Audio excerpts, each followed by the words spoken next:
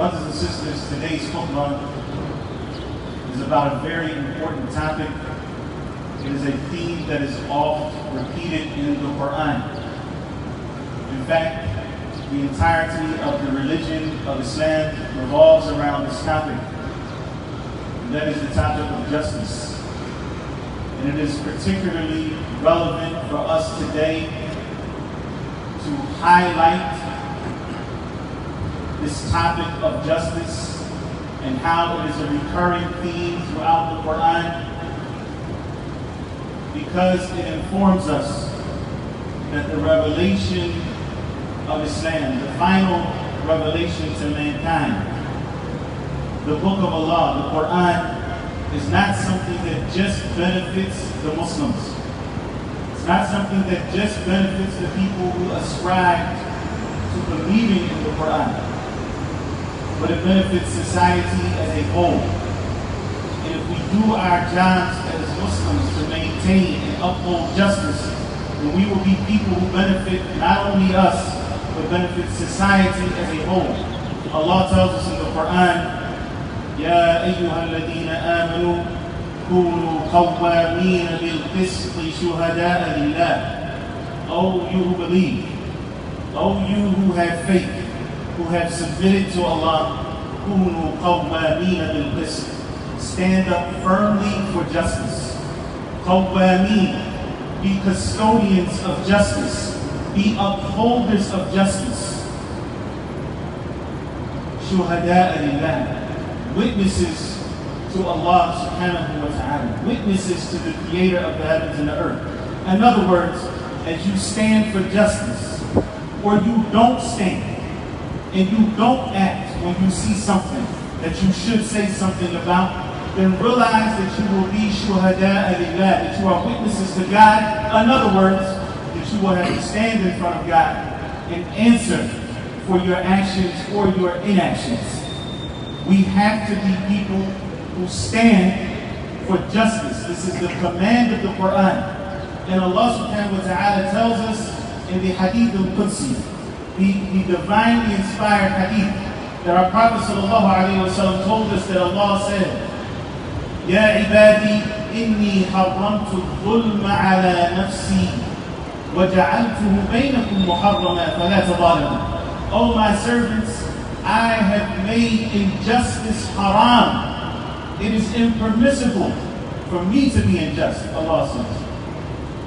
وَجَعَلْتُهُ بَيْنَكُمْ مُحَرَّمًا. And I have also made injustice haram between yourselves, between the creation, فَلَا تَظَالِمُوا. So do not oppress one another. We are here today, as was mentioned earlier, after 3 months of not being able to go to the masjid, and Allah subhanahu wa ta'ala opened up for us this door, to be able to gather on the day of Jumu'ah for the most important prayer of the week, the Jumu'ah prayer. After 12 weeks of not being able to gather, sharing this space with people who have also expressed their sentiments for justice.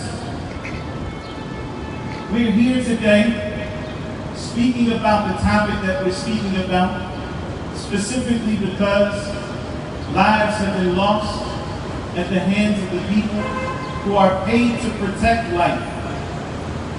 People who are hired and paid for by tax dollars to protect and serve. And yet many people have been dying in their custody. The last of which that has created this national uproar, and where we are today, the life of George Floyd. At the hands and in a manner that when we look at it from our perspective as Muslims, we could not even kill an animal that way. It is not permissible for us to even choke a sheep, not to mention another human being who has life that is sacred, because Allah Azza wa Jalla, Allah the Almighty, has made the life of human beings sacred. And so this image of a knee on somebody's neck, this unjust in slow execution of another human being on camera has created this outrage, and it should. Because we can't sit by and watch as this oppression happens. The only way that a person can go to that level is not only because they don't recognize their victim as being human, that they look at the person that they are killing as less than human, but also because they've lost their own decency and sense of humanity. And it's built on a system that has historically made these divides so that one group of people feel human and another group is less than human. And our Prophet sallallahu alaihi wasallam, the Prophet Muhammad, over 1400 years ago, his teachings abolished these notions of racism and tribalism and colorism and all of these other isms. Our Prophet said on one of the most important days in the history of Islam, when the Muslims returned to Mecca to reclaim what was rightfully theirs after having been rejected and pushed out of their land, the Prophet sallallahu alaihi wasallam said, وَالنَّاسُ بَنُو آدَمَ. He said this in front of the entire ummah at that particular time. He said that the people are the children of Adam. People are the children of Adam. وَاللَّهُ خَلَقَ آدَمَ مِنْ تُرَابٍ. And Allah has created Adam from dust or from dirt. Look at us. We're all created the same. We're all made up of flesh and bones and organs. We're all made up of the same elements. Allah created Adam from dust or from dirt. And we're all the children of Adam. And then the Prophet sallallahu alaihi wasallam read the statement of Allah subhanahu wa ta'ala, Ya ayyuhan nas, inna khalaqnakum min dhakarin wa untha, wa ja'alnakum shu'uban wa qaba'ila lita'arafu, inna akramakum 'inda Allahi atqakum. The Prophet sallallahu alaihi wasallam recited this verse from the Quran, from Surah Al-Hujurat, the 49th chapter of the Quran, the 13th ayah. Where Allah subhanahu wa ta'ala says, O mankind, inna khalaqnakum min dhakarin wa untha. We have created you from a single male and female, from Adam and Eve. And we have made from amongst you nations and tribes, so that you get to know one another. Not that you denounce your tribes. We are different. But Allah subhanahu wa ta'ala didn't create us different so that we could claim supremacy over one another or that we oppress one another. But He created us differently so that we get to know one another. Inna akramakum 'inda Allahi atqakum. The most noble of you in the sight of Allah, the most honorable of you, O mankind, human beings, the most honorable of you are those who have the most taqwa, those who are most God-fearing and most God-conscious, those who fulfill the commands of God and avoid His prohibitions. That is the only thing that distinguishes us. It's not our color. It's not our backgrounds, our ethnicities, our nationalities, how good you look, or how long your hair is, or whether you're fat or skinny, that's the end of it. Inna akramakum 'inda Allah, that's all.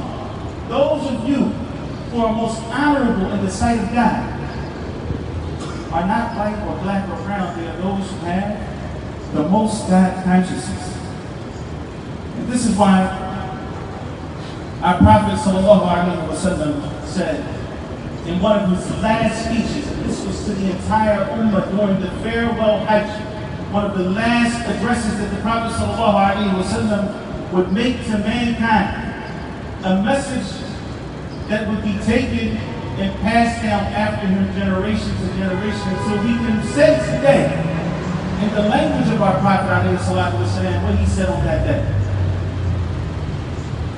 When the Prophet ﷺ said, all of you are from Adam. He repeated that. All of you from Adam. And Adam is from Turab. And Adam is from dirt. أَلَا لَا فَضْلَ لِعَرَبِيٍّ عَلَى أَعْجَمِيٍّ وَلَا أَعْجَمِيٍّ عَلَى عَرَبِيٍّ. Indeed, there is no supremacy for an Arab over a non-Arab, or a non-Arab over an Arab. وَلَا لِأَبْيَض أَوْ لِأَحْمَرَ عَلَى أَسْوَدٍ. And not for a white person or a red person over a black person.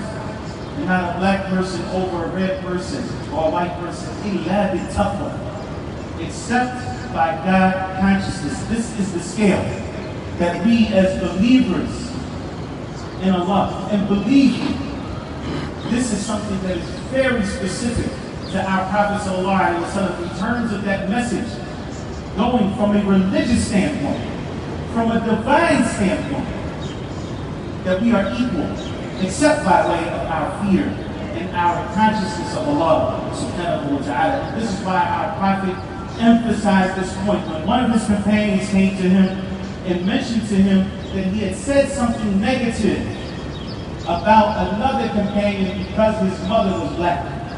And the Prophet ﷺ said, do you shame him? Do you speak ill of him because his mother is black? Indeed, you are a person that has some remnants of Jahiliyyah, the times of ignorance, the times that were before Islam. That those teachings, that we are better because of our color, that we can shame somebody because of the color of their skin, that has nothing to do with Islam. It goes against the spirit of Islam. There are so many problems that we are dealing with as a nation. So many. We are, in fact, as you wear your masks and you socially distance, in the midst of a pandemic.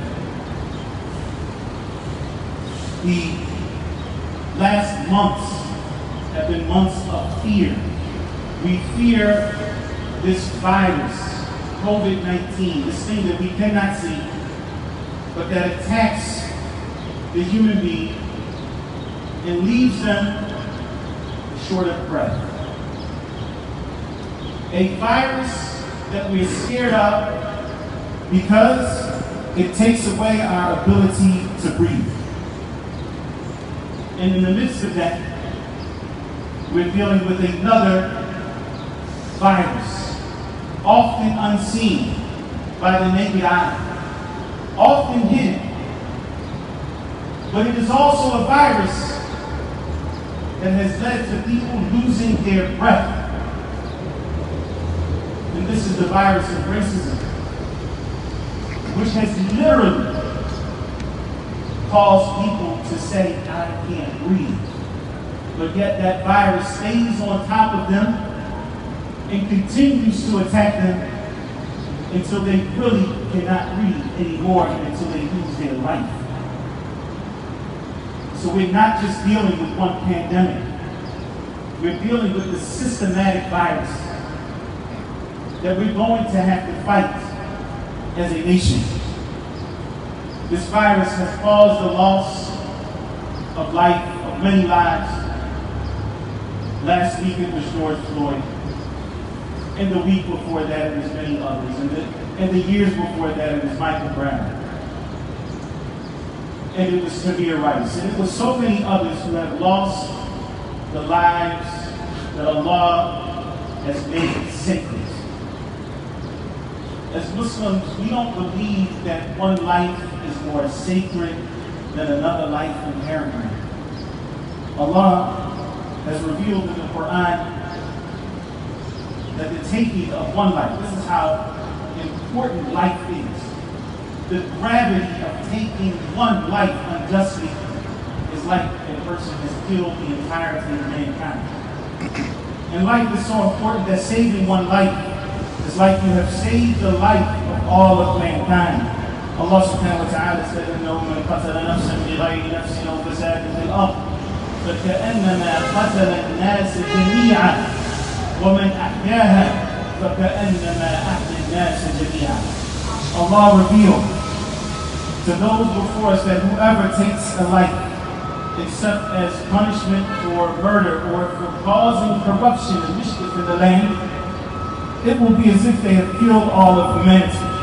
And whoever saves a life, it will be as if they have saved all of humanity. Life is sacred.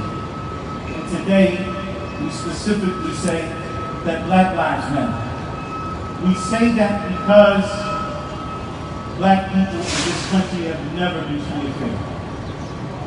And so we have to call it out and call a spade a spade. Yes, all life is sacred. Allah has made all life sacred. But this problem that we're dealing specifically with today is that black lives have not been given that same sanctity in this country. Black lives, black people in this country have for years, for centuries, dealt with oppression, systematic racism, and torture at the hands of the white power structure. They have been disproportionately targeted by police and harassed and face police brutality at a rate that no other people in this country face. And for that reason, it is important that we as Muslims, not just black Muslims, but that all Muslims who believe that Allah subhanahu wa ta'ala, that our Creator has made life sacred and that He has forbidden injustice, that we all stand up and stand in solidarity to make a change in this nation. أقول قولي هذا وأستغفر الله لي ولكم فاستغفروه إنه هو الغفور الرحيم. الحمد لله وكفى والصلاة والسلام على رسوله المصطفى وعلى آله وصحبه ومن والاه. أما بعد, brothers and sisters, our Prophet sallallahu alaihi wasallam and the teachings of Islam make it known to us in no uncertain terms that we Muslims have to be agents of change. The Prophet sallallahu alaihi wasallam said that there are no people who see a wrongdoer amongst them. They see a zalim, somebody oppressing others amongst them, somebody who is a proponent of injustice amongst them, and they don't take him by the hand. In other words, that they don't stop his wrongdoing, except that Allah will encompass them all with punishment. We can't be complicit. We can't be, when we are complicit with injustice, that we are subjecting ourselves in totality, not just the one who's doing wrong, but we subject ourselves as a whole to divine retribution, and that's scary. And we should be afraid. And this is why our Prophet sallallahu alaihi wasallam said amongst his companions, help your brother, whether he is the oppressor or the oppressed. They said, O Messenger of Allah, we know how to help the one who's oppressed. How do we help the oppressor? What does that mean? And the Prophet ﷺ says, stop him from his oppression. Stop him from his oppression. Now, that stopping is governed by the hadith of the Prophet ﷺ, who said to us, whoever from amongst you sees evil, then let him change it with his hand.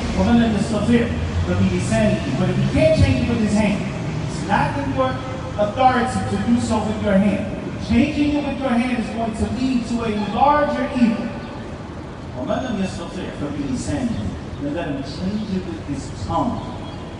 And most of us have the ability to do that. The only thing that stops us many times from changing something with our tongue is that we're cowards. Is that we're scared to say something. You're around somebody who's saying something that is racist and you're silent. No, you can say something and you have to say something.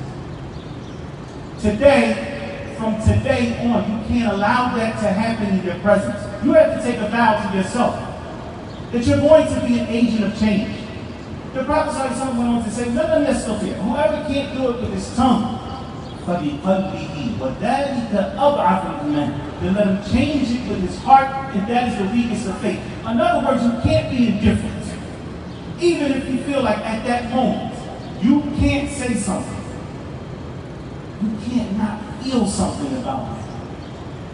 You can't become desensitized to the racism that is systemic in this country, that has become a part of the fabric of so many institutions. We can't just be silent. It's not okay. And for those of you who are privileged, Don't feel bad because of your privilege. Don't feel bad. Don't feel guilty. It's not your fault, and there's nothing wrong with being privileged. If Allah created you white, you're not guilty for that. If Allah gave you parents that had the ability to send you to the best schools, you don't need to feel guilty for that. There are a lot of people who suffer from guilt. But here's the deal. It's not enough to say, I identify with the victim. We feel bad about what happened to the victim. That's not enough anymore. You who have been given that privilege, you have to be the first people to address the victimizers because they're like you. You have to be the first to confront the aggressors because they're like you. They're not like you in the sense that they hold your beliefs, obviously. But they like you in that they share a certain privilege that many other people in this society have been denied. And so when we talk about, well, what are we going to do? This problem is a centuries-old problem. It didn't happen overnight, and we're not going to just automatically change systems overnight. But we can start with ourselves. And for those of you who have political influence, you know elected officials, you know CEOs of large companies, you know people of influence, athletes, and others, you have to allow your voice to be heard. You have to take that struggle to those people who otherwise will not listen. Let your voices be heard. And let this be the wake-up call that many of us needed to affect positive change and not to allow things to just go back to the status quo. Brothers and sisters in Islam, to conclude, we must recognize that Allah subhanahu wa ta'ala has made us the caretakers of this earth. He has made us the Khutbah. It may not be the reality in some places that we are in those positions to be the caretakers, but nonetheless, this is our duty. We are caretakers. Wherever we are, we should affect positive change. We cannot be bystanders. We cannot turn a blind eye to corruption and oppression. We are the caretakers of this earth. There are over 250,000 of us in this city alone. And if we were more organized, if we came together to strategize, then we definitely could affect change. But that's for the leaders to do. That is for the leaders to figure out. We pray that Allah subhanahu wa ta'ala guides them and us to figure that out. At the same time, we can all play a role. We have to now incorporate the teachings of Islam in our social lives. The teachings of Islam are not restricted to ritual worship. It's not restricted to zakat or fasting the month of Ramadan or praying or making hajj. Islam is not restricted to that. It has to penetrate every aspect of our lives. One of our teachings is that whoever believes in Allah on the last day, let him honor his neighbor. We all have neighbors. Do our neighbors know us for our kindness, for speaking to them, for being people who contribute positively to the neighborhood, for being honest businessmen and businesswomen? Do our neighbors know us for that? How do they know us, or do they not know us at all?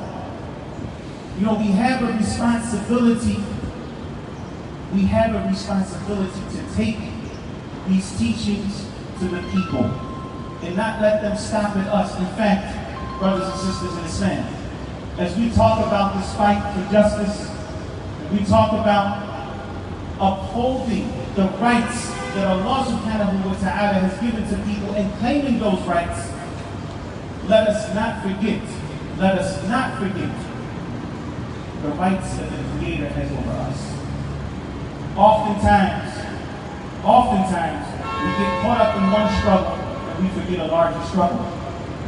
The Creator has rights over us. The greatest of those rights is that we worship Him alone. and that we don't involve ourselves in any form of idolatry. That we worship the Creator alone, that we become true slaves of Allah. And when we become slaves of Allah, we are free from bondage to His creation and to created systems. And our hope and our fear and our reliance and our trust is upon Allah alone. And it's not upon any system to give us those rights, because those rights are God-given. And when we get to that point, that is real. That is real power. And that is the highest form of nobility. That we are slaves to Allah and slaves to nothing else. That we bow down, as we're going to do in a minute, inshallah. And that we prostrate only to God. And that we don't bow to any system. And that we don't prostrate to any system. But that we stand up for justice. We ask Allah subhanahu wa ta'ala to bring healing to this nation and to make this a safe and secure nation. We ask Allah subhanahu wa ta'ala to bring justice to those who have been oppressed. ربنا اغفر لنا ولإخواننا الذين سبقونا بالإيمان ولا تجعل في قلوبنا غلا للذين آمنوا ربنا إنك رؤوف رحيم وأقم الصلاة. Yeah.